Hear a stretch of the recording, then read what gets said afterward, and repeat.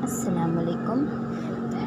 Anglo-Urdu High School English Medium Standard 9 Subject Essays Chapter number 10 Organs of Government. So here I am Hinamis starting with the chapter number 10.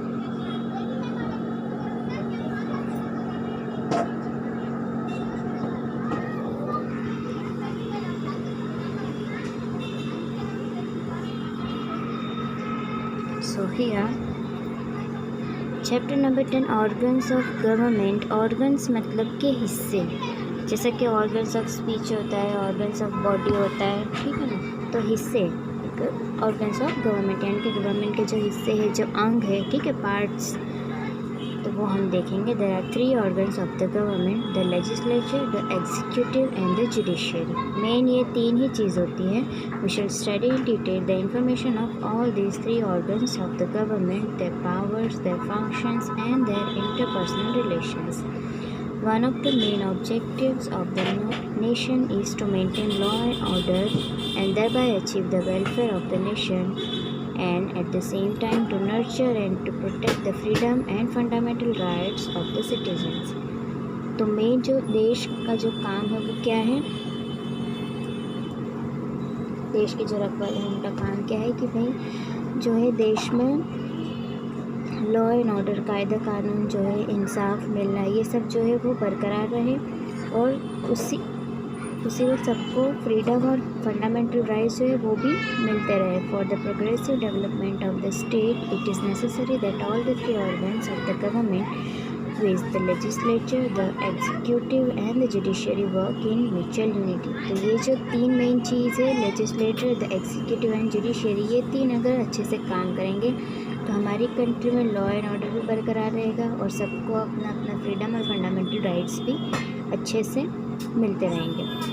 Cooperation and coordination so that the government can run it's administration effectively and efficiently. तो ये जो काम काज जो है देश का वो अच्छे से चलता रहेगा अगर ये 3 चीज़ अच्छे से चलेगी तो.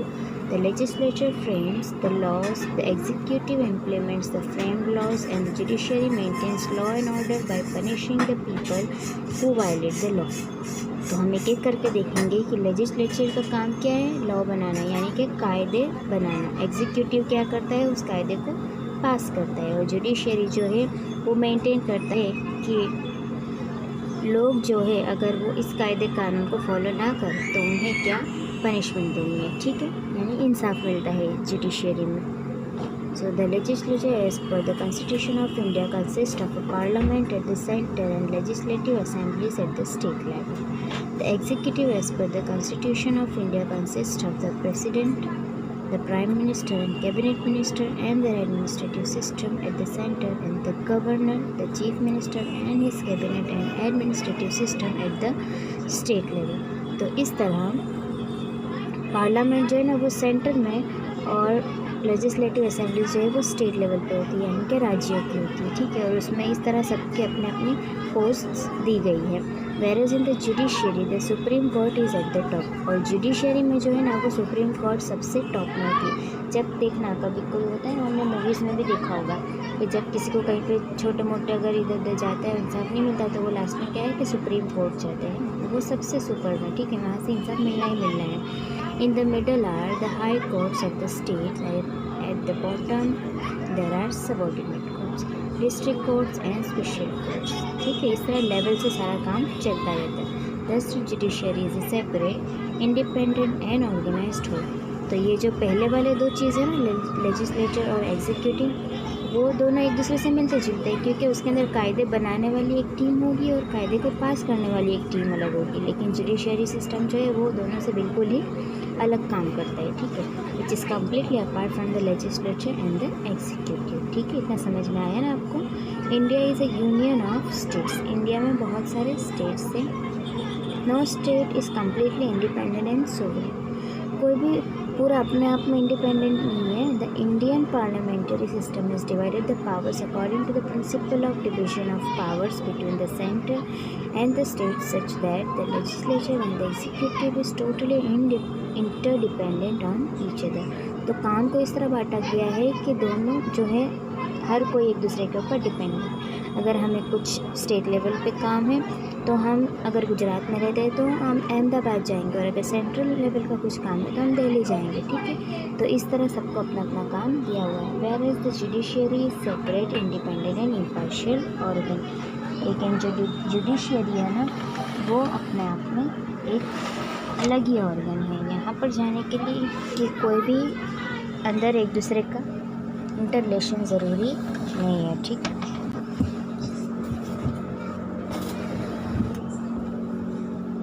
Now here we will see the principle of division of power.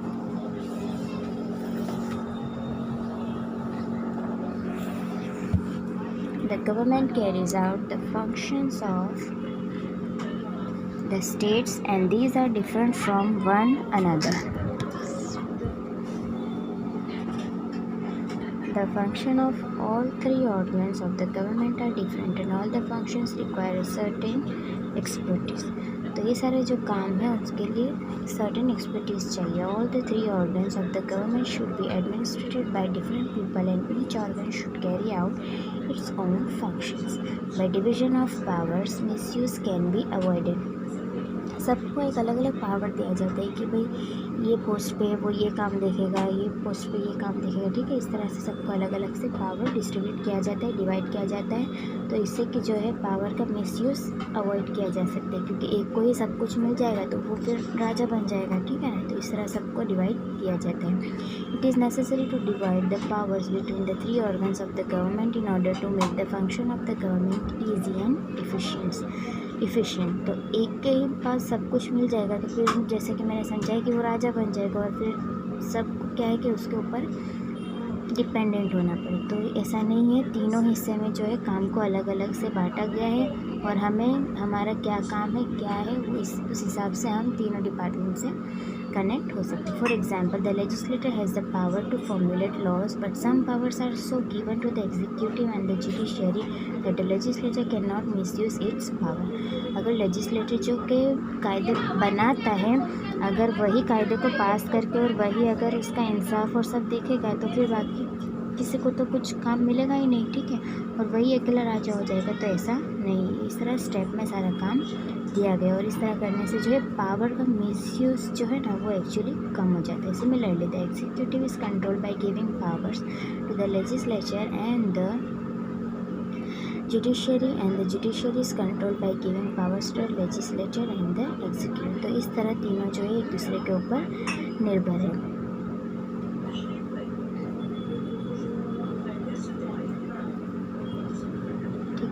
Now first, legislature. India is a republic having a parliamentary democracy. हम लोकशाही देश है, जो भारत है हमारा वो एक लोकशाही देश है, और यहाँ पे जो पार्लियामेंट्री डेमोक्रेसी है, the presentation of the people at the centre is seen at the parliament end of the state is seen in the legislative assembly. तो इस तरह पार्लियामेंट में हर चीज़ जो है ना प्रेजेंट की जाती है। अगर किसी को कोई कायदा भी बनाना है ना तो पहले वहाँ पे वो प्रेजेंट किया जाता है।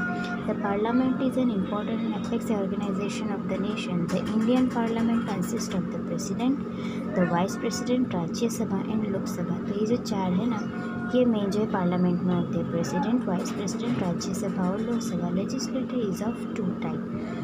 Unicameral legislature means कि when the legislature is consisting of one house, it is called unicameral legislature. And second, bicameral legislature, when the legislature is consisting of two houses, it is called bicameral legislature. अगर एक है तो unicameral और दो है तो bicameral, ठीक है। At the central level, the upper house of legislature is called the Rajya Sabha, and the lower house is called the Lok Sabha. Legislator के दो हिस्से हम देख सकते हैं, राज्यसभा और Lok Sabha. Eight the state level the legislator consist of the legislative assembly and the legislative council. Most of the states have only legislative assembly. State like Bihar, Uttar Pradesh and Maharashtra है legislative council. तो ज़्यादातर जैसा कि हम गुजरात में रहते हैं तो हमारे पास जो लेजिस्लेटिव असेंबली है, लेकिन कुछ जो है ना लाइक बिहार, उत्तर प्रदेश एंड महाराष्ट्र उनके पास लेजिस्लेटिव काउंसिल्स भी है, ठीक है। Legislature at the central level, Parliament, Lok Sabha. Lok Sabha is the lower house of the Parliament. Parliament का लोअर हाउस है Lok Sabha. The members of the Lok Sabha are the representatives of the people who are elected through direct election. तो election के द्वारा जो जीते जाते हैं वो पीपल के यानी कि लोगों का एक रिप्रेजेंटेटिव, एक प्रतिनिधि बनते हैं। लोगों की आवाज़ जो है वो पार्लियामेंट तक पहुंचाते हैं। There are in all 545 members of the Lok Sabha. Out of the 545 members 2 members are selected by the president from the Anglo Indian community. Anglo Indian community में के से 2 मेंबर्स जो है वो प्रेसिडेंट के द्वारा चुने जाते हैं। President is a part of the parliament. Parliament यानी कि लोकसभा, राज्यसभा के जो है प्रेसिडेंट उसका पार्ट होता है। The president address is the first meeting of the parliament and the joint session of the parliament. Besides these 2 occasions the president never attends the parliament. ये 2 के अलावा और कोई ओकेजन है तो प्रेसिडेंट उसको the president can summon both the houses of the parliament, can withhold the proceedings of both the houses of the parliament and can even dissolve the parliament. तो president के पास ये सारे जो है अथॉरिटी है। वो चाहे तो 2 हाउस को मिला भी सकता है, दोनों को अलग भी कर सकता है और चाहे तो डिसॉल्व भी कर सकता है। A bill which has passed through 3 readings in both the houses of the parliament can become an act only after the president signs it। दोनों हाउस से जो बिल होता है ना, जो अभी जो लॉ है, कायदा है, वो जब पहले बन रहा होता है या सिर्फ प्रेजेंट होता है तब वो एक बिल होता है। जब अगर वो पास हो जाता है तो वो लॉ बन जाता है। तो जब तक कि वो बिल है और वो हर तरह से यानी कि दोनों हाउस, अपर हाउस और लोअर, लोकसभा और राज्यसभा दोनों में से अगर वो 3 बार रीडिंग होकर पास हो जाए और अगर प्रेसिडेंट उस पर साइन करे तभी वो बिल जो है वो लॉ बनता है, यानी कि जो खर्डा है वो कायदा बनता है। ठीक है ना। Lok Sabha is not a permanent house, term is of 5 years। Lok Sabha जो है 5-5 साल को चेंज होती है। If it is not dissolve before the completion of the term से पहले अगर उसे बर्खास्त ना किया जाए तो उसकी उम्र जो है 5 साल रहती है। फिर अगर कुछ होता है या मिसयूज़ होता है तो कायदे के हिसाब से उसको शायद ख़त्म कर देते होंगे। Constitution of India is supreme and not the parliament. India का जो कॉन्स्टिट्यूशन है ना, बंधारण, वो सुप्रीम है, पार्लियामेंट सुप्रीम नहीं है। पार्लियामेंट भी जो है ना वो बंधारण के हिसाब से चलता है, कॉन्स्टिट्यूशन के। इसके अंदर जो पहले से कायदे बनाकर दिए गए हैं ना, इस हिसाब से उनको चलना होता है। Hence the parliament has to enjoy its power within the limits prescribed by the constitution.